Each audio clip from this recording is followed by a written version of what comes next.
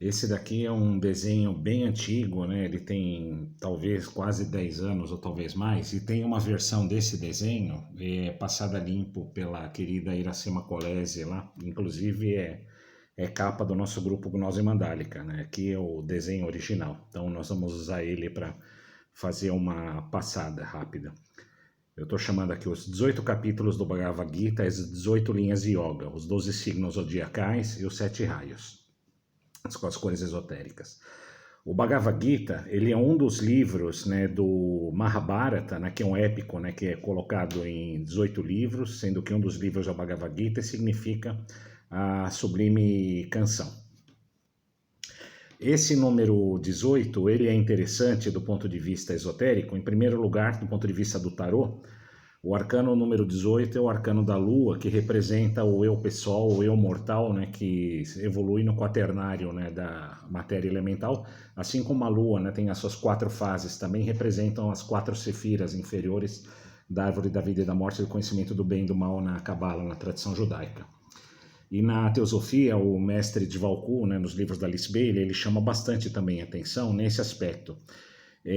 Dos 49 subplanos, né, do plano físico-cósmico, os 18 subplanos inferiores são justamente os subplanos nos quais a personalidade quaternária, que representa a Lua, ou Levaná, o centro do cubo do Sefiret Sira, evolui. Então nós temos aqui os 3 subplanos, né, do corpo denso, né, líquido gasoso, 4 subplanos do etérico, 7 subplanos do plano astral e 4 subplanos do plano mental concreto, né? Então, somando tudo aqui, nós temos os 18 subplanos, e esses 18 subplanos, né, eles representam o campo de Kurukshetra. O Bhagavad Gita, né, ele tem um foco principal numa batalha que ocorre. Essa batalha ocorre, né, no campo de Kurukshetra, né, e demora exatamente 18 dias. Né? Cada um dos capítulos refere um dia de batalha. E essa batalha, né, ela ocorre principalmente com relação a Arjuna aqui. O Arjuna, ele representa a humanidade, né? E nessa batalha do Bhagavad Gita, o Arjuna vai ter que lutar contra seus próprios parentes. E os parentes de Arjuna representam os filhos, né, do Dhritarashtra, que representa a vida material, né, e o egoísmo, os prazeres, as paixões inerentes à vida material. E o Arjuna é o filho de Kunti, que é a alma, e ele é um dos 5 príncipes Pandavas. Agora aqui em cima, um outro ponto aqui. Os Pandavas são as forças superiores da alma. O Kuru são as forças inferiores da alma, que é um aspecto principal. Então aqui nós temos Arjuna, a humanidade, e Krishna, que vai orientar Arjuna, né, nessa batalha, como avatar de Vishnu. Ele representa a própria hierarquia como segundo raio de amor-sabedoria. Nessa figura, depois eu vou dar uma analisada nessa estrutura principal, depois de passar nos 18 capítulos. Ela tem aqui 3 pilares. Esse pilar central aqui, que é o pilar da justiça e da ação, está ligado a esses 3 centros. Esse pilar direito aqui, que é o pilar da mente, e esse pilar esquerdo aqui, que é o pilar da emoção. Então agora vamos fazer a relação entre os 18 capítulos do Bhagavad Gita, 18 linhas de yoga.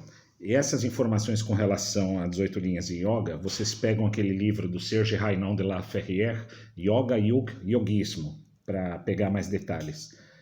Então aqui está o primeiro aspecto que está saindo aqui no signo de Áries, que depois nós vamos analisar essa parte estrutural, que eu quero só dar uma passeada rápida aqui, que tem muita informação. Então aqui no primeiro capítulo, nós temos aqui a Arjuna Visada Yoga, que é yoga da melancolia, do desalento, que representa a ignorância e o sofrimento de Arjuna, né? Então Áries aqui nós temos aqui com o impulso para a grande busca, né? Que é o início de toda a saga, né? O herói insatisfeito por algum motivo, algum trauma, alguma coisa. Aqui no segundo aspecto aqui, o segundo capítulo, Sannya Yoga, revelação da verdade, a verdadeira natureza do espírito. Representa aqui a iluminação de Touro e Buda, que é aqui o signo de Touro. Aqui o terceiro capítulo, Karma Yoga, que é yoga de ação, que é o reto cumprimento da ação. O quarto capítulo, Jnana Karma Sannyasa Yoga, da experiência espiritual, que é o conhecimento espiritual. Quinto capítulo, Karma Sannyasa Yoga, renúncia das obras, a sabedoria do desapego. Sexto capítulo, Dhyana Yoga, Atma Sanyama Yoga, exercício de meditação ou subjugação ao eu superior. 7º capítulo, Jnana Vijnana Yoga, discernimento espiritual, sabedoria da visão espiritual. 8º capítulo, Akshara para Brahma Yoga, o caminho para a divindade suprema, integração na suprema divindade. 9º capítulo, Radha Vidya e Rajas Guha Yoga, a sublime ciência, o soberano segredo, santificação interna pelo mistério sublime. 10º capítulo, Vibhuti Yoga, a excelência divina, da manifestação de Brahman no universo. 11º capítulo, Visvarupa Darshanam, a visão da força cósmica de Brahman. 12º capítulo, Bhakti Yoga, união pela devoção, do amor universal. 13º capítulo, Kshetrashna Vibhaja Yoga, relação entre o corpo e a alma. Representa aqui Sagitário, o corpo cavalo, a cabeça o tronco homem. E o campo do conhecedor, e o campo e o conhecedor do campo. 14º capítulo, Gunatraya e Vibhaga Yoga, vitória sobre as 3 forças da natureza, ou 3 gunas, né? Tamas, Rajas e Sattva. 15º capítulo, Purushtana Yoga, o conhecimento do Espírito Supremo, Prapti, a experiência do Espírito Supremo.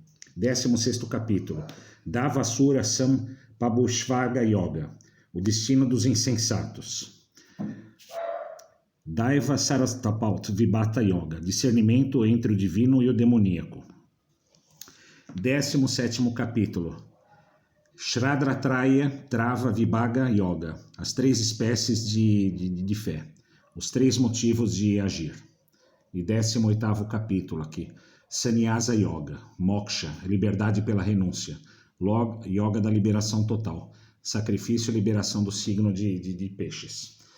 Então, agora, essa estrutura interna aqui, ela está baseada, né, em 6 mais 1 hexaedros ou cubos, né, tridimensionais projetados bidimensionalmente aqui, né, nessa figura, nesses hexágonos. Representam o cubo da alma com a lua central e as 6 faces do cubo ou 6 cubos também. Aqui nós temos aqui uma estrutura dos 12 signos, sendo que os signos, né, que estão aqui projetados aqui eu tenho Áries para fora, Touros para dentro, Gêmeos para fora, Câncer para dentro, Leão para fora, Virgem para dentro, Libra para fora, Escorpião para dentro, Sagitário para fora, Capricórnio para dentro e Aquário para fora e Peixes para dentro. Esses signos que estão projetados ou para fora são signos ativos, que é os signos 1, 3, 7, 9 e 11. E os signos internos são refletivos, né? 2, 4, 6, 8, 10 e 12. É uma polaridade que existe. Agora, com relação aos raios. Eu tenho aqui o primeiro raio aqui que representa Shambhala, ou o centro coronal, o supremo, a vontade do próprio Logos. O segundo raio aqui é o raio de amor-sabedoria, que representa a hierarquia, o Krishna. E o terceiro raio aqui é a humanidade, Arjuna, na inteligência ativa. E eu tenho também aqui raios ímpares, né, no pilar aqui da mente, que é o raio terceiro, que é o raio da inteligência ativa, que está ligado ao campo da filosofia. E o quinto raio, que é o raio da ciência. E no pilar da emoção, eu tenho o quarto raio, que é o raio da arte. E o sexto raio é o raio da religião. Aqui eu relacionei aqui na cor roxa os 7 darshanas aqui. Eu tenho aqui na filosofia o Darshana Nyaya, que é o ponto de vista lógico da dialética, e o Uttara Vedanta, né, que é o fim dos Vedas e a não dualidade. E no raio da ciência, o quinto raio, eu tenho o sistema Vaiseshika, né, que é o sistema de análise, conhecimento objetivo das coisas, descritivamente, e o Samkhya, que inclusive é uma das bases da Raja Yoga, né, a ciência especulativa, o uso da razão em função da contemplação.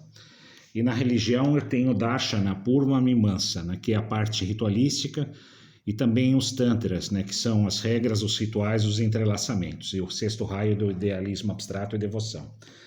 E no quarto raio aqui eu tenho a Yoga, né, como o quarto Darshana, que é identificação, união, que é uma ciência vital, né, que é um sistema de melhoramento da experiência até chegar à sabedoria, que o quarto raio está ligado a Buddhi.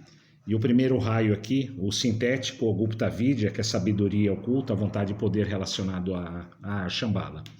Aqui eu tenho também, eu relacionei aquela fórmula alquímica no vitriol, visita interior à terra, retificando em vene oculto lapidem. Aqui eu tenho T, R, I, O, L, aqui no centro, que é o lapidem, que é a pedra oculta. Um outro ponto também com relação a essa estrutura existe com relação à Lua, o arcano 18, metade do círculo são de 370 graus, são 180 graus. O 180, que é metade da obra, né, que é o aspecto na personalidade lunar, o Arjuna, eu posso colocar também, né, como 72 mais 108. Eu tenho 78 nomes de Deus, que são os aspectos internos, e mais as 108 deusas, que é a mãe do mundo externo. Segundo os Tantras, existem 108 centros de peregrinação, são ditas, dedicados a Shakti, que é o princípio feminino lunar. E, curiosamente, o metal prata, que representa a Lua, tem o peso atômico de 108. E também interessante, né, que 108 é igual a 18 vezes os 6 cubos, né, que estão representados nessa parte externa.